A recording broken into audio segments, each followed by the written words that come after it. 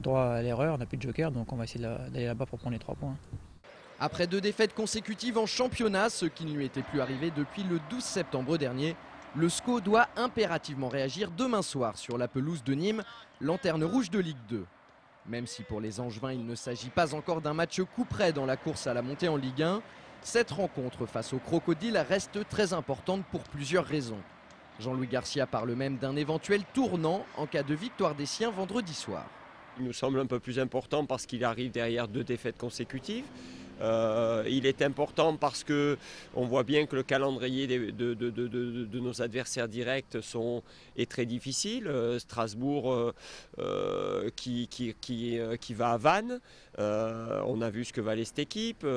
Metz qui va à Reims, qui vient de gagner 3-0 à Boulogne. Et Montpellier qui va à Sedan, qui est vraiment l'équipe en pleine forme de ce championnat. Donc nous on va à Nîmes chez le 20e. Ça ne sera pas facile non plus, mais je vous dis, c'est peut-être un petit tournant dans ce championnat si on venait à prendre les 3 points. Prendre les 3 points, c'était déjà l'objectif d'Angers face à Vannes. Malheureusement, les scoïstes en ont été incapables puisque lors de cette rencontre, ils se sont simplement créé des situations et non pas de véritables occasions de but. Physiquement, ils semblaient aussi en dedans et moralement, on ne les a pas vraiment sentis capables d'inverser la tendance. Alors avaient-ils évacué la défaite à Brest? Auront-ils digéré celle contre Vannes? Une question importante à laquelle répond le coach angevin. Quand on regarde notre classement, je veux dire, ce serait quand même incroyable que l'on ne soit pas capable de digérer alors qu'on est 3e à 1 point du second.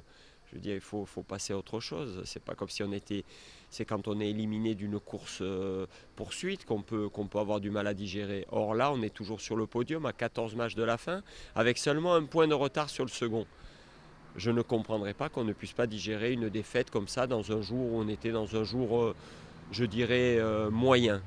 En tout cas, le SCO n'aura pas le droit d'être moyen demain soir face aux plus mauvais élèves de la Ligue 2 parce que même si Nîmes reste bon dernier au classement, les protégés de Jean-Michel Cavalli sont intraitables à domicile ces derniers temps.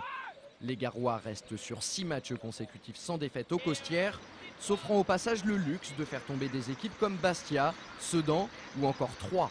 C'est clair qu'ils sont sur une bonne dynamique. En plus, là-bas, c'est jamais facile de jouer avec les supporters, un terrain difficile aussi. Donc, on s'attend à un match difficile, mais bon, on est préparé. On va essayer de faire le maximum là-bas. Pour ce déplacement qui s'annonce loin d'être évident malgré l'écart au classement entre les deux formations, Jean-Louis Garcia sera toujours privé d'Olivier Auriac. Le milieu de terrain du SCO n'est pas totalement remis de son élongation à la cuisse. Le coach angevin devra également se passer des services de son attaquant vedette Paul Aloé-Folou suspendu. Ça, c'est vraiment pas une bonne nouvelle parce que Paul, c'est l'homme en forme en ce moment du côté d'Angers. Mais cette absence, c'est aussi l'occasion pour des joueurs comme Fabrice Domarcolino de marquer des points. Lui qui n'a été titularisé qu'à 3 reprises cette saison en championnat. J'espère débuter comme tous les week-ends. Maintenant, si ça veut que je débute vendredi, ben, j'essaierai de donner le meilleur de moi comme j'ai toujours essayé de le faire. Et j'espère vraiment être bon et essayer de faire oublier Paul, ne serait-ce qu'un match. Nîmes-Angers, c'est demain soir à 20h30 au stade des Costières. Si vous souhaitez voir ou revoir cette rencontre, sachez qu'elle sera rediffusée sur Angers 7 dès le lundi 2 mars à partir de minuit, ainsi que le mardi 3 et le mercredi 4.